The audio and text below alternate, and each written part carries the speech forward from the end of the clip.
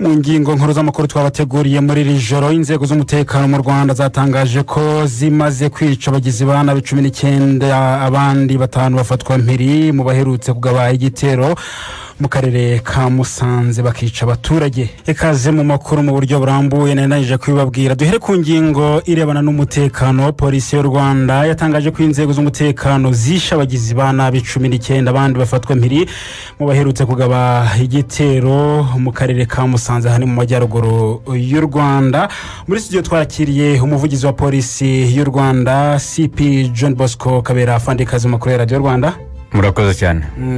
Itangazo mwashyize hanze rigaragaza uburyo inzego z'umutekano zikomeje guhiga abagizi ba nabi ndetse bamwe bamaze kwicwa. Imibare ite muri rusange mu buryo bwagutse?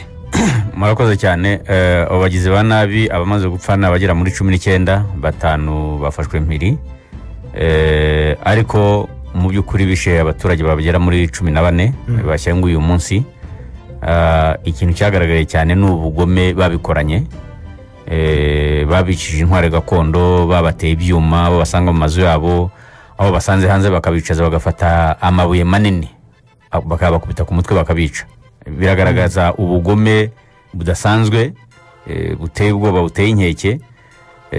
Ubwo rero nyine bikimara kuba nkuko byagaragaye mu itangazo, nanone polisi y'u Rwanda yashyize hanze, inzego z'umutekano zarahuruye zikorana n'abaturage n'inzego zibanze, nibwo rero igikorwa cyo kubahiga hirya no hino cyatangiraga. Kugeza ubu rero nkuko mwabibonye mu itangazo nanone twakurikijeho kuri uyu mugoroba ryasohotse, ryihagaragaza nyine bimaze kugerwaho. Ibimaze kugerwaho nuko abo 19 bapfuye, hari abafashwe, ariko nkuko byanagaragaye ngira ngo niba mugenda mukurikirana mu mbuga nkoranyambaga ndetse na hirya no hino, mwabonye n'abo abaturage bafashe ubwabo. Bigaragaza ubufatanye bukomeye cyane bw'abaturage, bukomeye cyane n'inzego z'umutekano ndetse n'ubuyobozi bw'ibanze. Mwumvaga uburyo muri uburyo abantu bose bahuriye nyine barimo kubafata kugira ngo babe inzego z'umutekano. Turumva rero igikorwa naho kigeze, ariko abaturage mu by'ukuri bagize uruhare runini cyane ku buryo tubashimira uburyo bw'intangarugero, uburyo bafatanya n'inzego z'umutekano ndetse bakomeje no gufatanya muri iki gikorwa kugira ngo uwo ari we wese waba waragize uruhare muri kiriya gikorwa, rwaba uruhare ruziguye cyangwa rutaziguye, kugira amenyekane mu by'ukuri ashakishwa, afatwe ku buryo yabibazwa. Bisobanuye ko igikorwa cyo guhiga uwo ari we wese waba waragize mu ruhare gikomeje. Igikorwa kirakomeje. Uwo ari we wese nkuko twabisohoye mu itangazo, wabigizemo uruhare rwose agomba gukurikiranwa kugira ngo amenyekane, kubera ko iyo urebye ubugome bw'abari abantu, iyo urebye uburyo bisha abantu, ngira ngo uzurira n'amafoto akingura abantu, uburyo ku ntara babashyinguraga mu karere ka Musanze mu ntara y'Amajyaruguru, ni igikorwa cy'ubugome bakoze kibabaje cyane. Niyo mpamvu rero inzego z'umutekano zikomeje gushyiramo imbaraga, ariko zifatanyije n'abaturage. Nicyo kintu cyanagaragaye cyane, ndetse n'ubwitabire n'ubwitange n'ubufatanye bukomeye cyane bw'abaturage.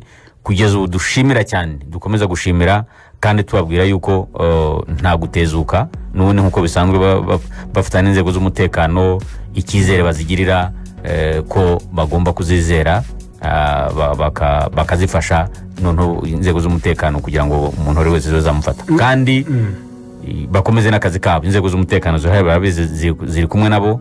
Turumva rero mu by'ukuri icyo gikorwa kizaza. Aho naho nashaka kugera, nk'inzego z'umutekano murahumuriza mute abaturage hari amajyaruguru?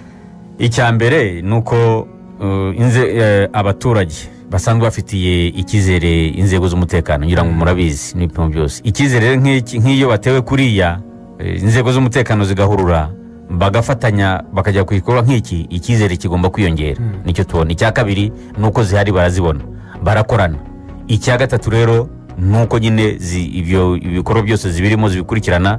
Turumva yuko twabaha ikizere, bajya mu mirimo yabo, bakora akazi kabo, batanga amakuru, icyo babonye, icyo baketse bahuruze. Inzego z'umutekano zirahari, zirabatabara. Nibakomeza imirimo yabo, nibakora akazi kabo, kandi nabo babyumvise yuko ndetse n'ubutumwa bw'abaho n'inzego z'umutekano bafatanyije n'inzego z'ubuyobozi.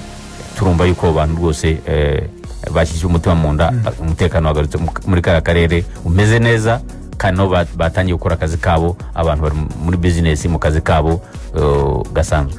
Afande murakoze cyane. Murakoze.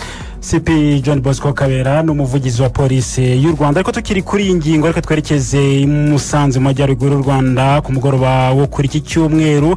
Inzego z'ubuyobozi ndetse n'inzego z'umutekano zaganiriye n'abaturage zirabahumuriza, ndetse hanashyingurwa abaherutse kwicwa n'abo bagizi ba nabi. Ku murongo wa telefone turi kumwe n'umunyamakuru wacu Mbarushimana Pio. Tubwire muri rusange ubutumwa bwatanzwe bwo guhumuriza abaturage n'ubuhe?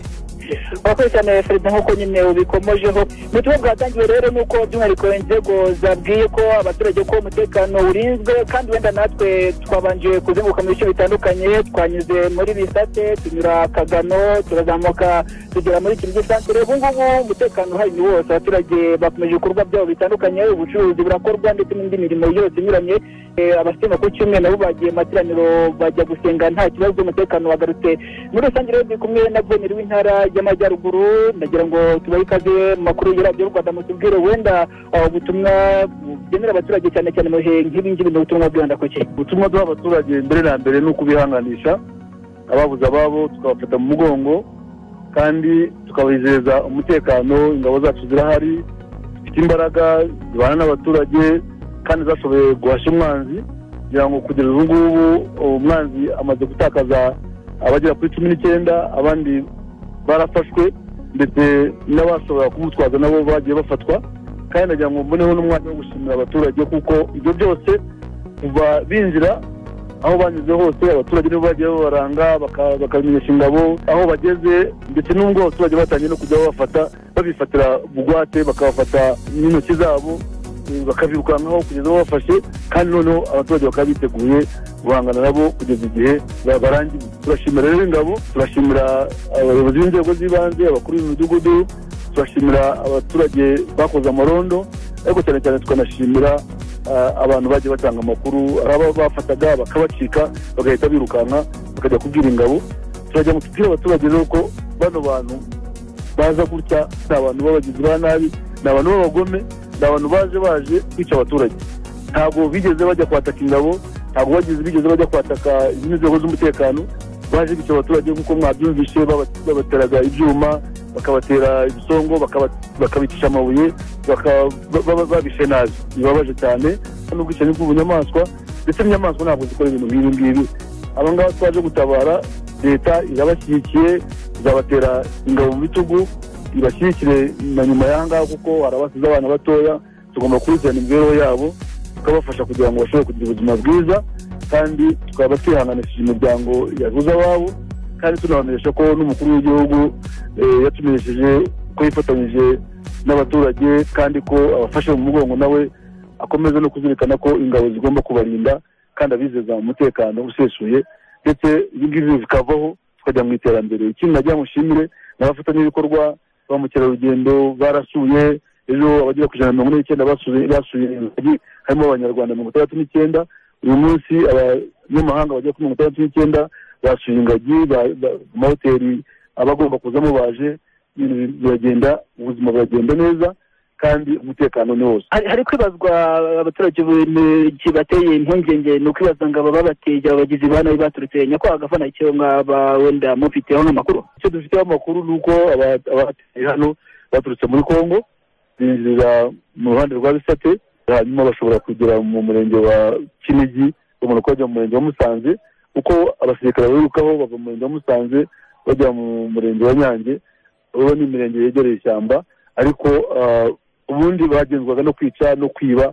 Bumvaga ko basahuye amaduka, bagatwara imigati, amandazi, bagatwara za bote, inkweto n'ibindi, imyunyu n'ibindi bintu byo n'ibisambo, n'abajura n'abagizi ba nabi muri rusange. Nta rindi zina bibakwiriye. Turabashimiye. Murakoze. Fedna, turi kumwe n'abaturage hasi tugana ku musozo. Ndi kumwe n'uwitwa Musabyimana Emmanuel Habimana, n'umuturage wo mu Kinigi. Mu gitondo cya karekare banacakiye umwe muri abagizi ba nabi. Musabyimana, tubwire ingamba mufite nk'abaturage nyuma y'uko ibingi bibaye n'izihe? Ingamba dufite ni uko tugomba kwicungira umutekano kandi tugatangira amakuru ku gihe, kuko twavujeho mu gitondo hari uwo twafatiye mu isoko rya Kinigi azanye igitoki, aravuga ngo agiye kukigurisha 250. ibyo ari byo byose yakekaga ko ari nk'aya mafaranga yo muri Kongo, niyo mpamvu yavuze ngo ni 250. noneho abaturage bamurebye yari yambaye ibirenge, bamurebye baravuga bati ibyo ari byo byose uyu muntu ntabwo azi u Rwanda urwo ari rwo. Umuntu uvuga ngo igitoki kiragura 250 ntabwo azi agaciro k'amafaranga y'u Rwanda. Nibwo abaturage twese tumufata tumujyana kuri polisi, kimugezayo cy'ubwanjye namwibarize, bamubaza gahunda mwari mufite niyi, avuga ko gahunda bari bafite ko ari ukuza gutesha umutwe abanyarwanda n'abasirikare muri rusange. Bakwe cyane ndi kumwe n'itwa Ntizikwira Leonidas. Bigaragara uri umuhinzi ahangaha, ubuje mu isukiro no kujya guhinga. Umutekano wagarutse kuva ejo bundi ababandi batera hano mu mudugudu wacu wa Nyabageni.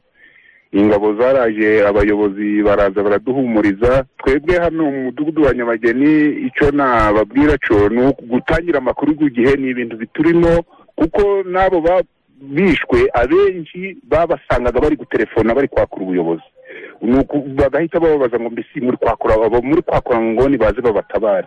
Ubwo rero ni ukuvuga ko twebwe ibyo gutangira amakuru ku gihe ni ibintu biturimo. Noneho kuva ubu twabonye uko ibikorwa byabo ukuntu bica abantu, nta kuntu wakumva umwanzi umeze gutya hageze ngo nariwe gutangira amakuru ku gihe. Turashima kandi tugasaba n'ingabo igihe zumvishe tubahaye ago makuru nabo bakihutira kutugeraho vuba. Nibyo nasaba Ferdinand, ni uko nk'uko bihagaze ubu ngubu muri amasaha, wenda icyo yindi twavuga ni uko wenda abayobozi batandukanye bagiye bahumuriza abaturage, nka Bishop John Rucyahana, perezida wa komisiyo y'igihugu y'ubumwe n'ubwiyunge, yavuze ati ubumwe bwacu ati nibwo buzabatsinda, imbaraga turazifite, ariko n'ubwo bumwe dufite nk'abanyarwanda nabwo buzafasha guhashya umwanzi aho ariho hose. Urakoze cyane Pio. Nabashimira namwe, murakoze cyane. Ubwo yasuraga abaturage mu ntara y'Amajyaruguru n'iy'Uburengerazuba bw'u Rwanda muri Gicurasi y'umwaka, Perezida wa Repubulika Paul Kagame yavuze ko igihugu gifite ubushobozi bwo kuryoza abagerageza kugihungabanyiriza umutekano ibyo bikorwa. Washaka guhungabanya umutekano wacu we, ngira ngo ajye atekereza kabiri mbere y'uko ashaka kubijyamo. Kandi amaherezo tuzabageraho, azajya hari ubutabera burakora hano mu gihugu, tuzabageza mu butabera. Hari ubutabera butandukanye, hari ubumwe tumenyereye kurikiza amategeko,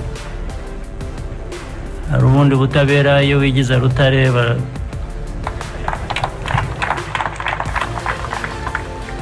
Hari ubundi butabera tubagezaho bene abo ngabo, nabwo turabufite. Abantu bareke kurangara rero, dukore ibishoboka, bikorere, biteze imbere, dukorere hamwe, igihugu cyacu gikomeze kibe ndetse intangarugero, kuko henshi kimaze kuba intangarugero mu guteza imbere no mu buryo gitera imbere.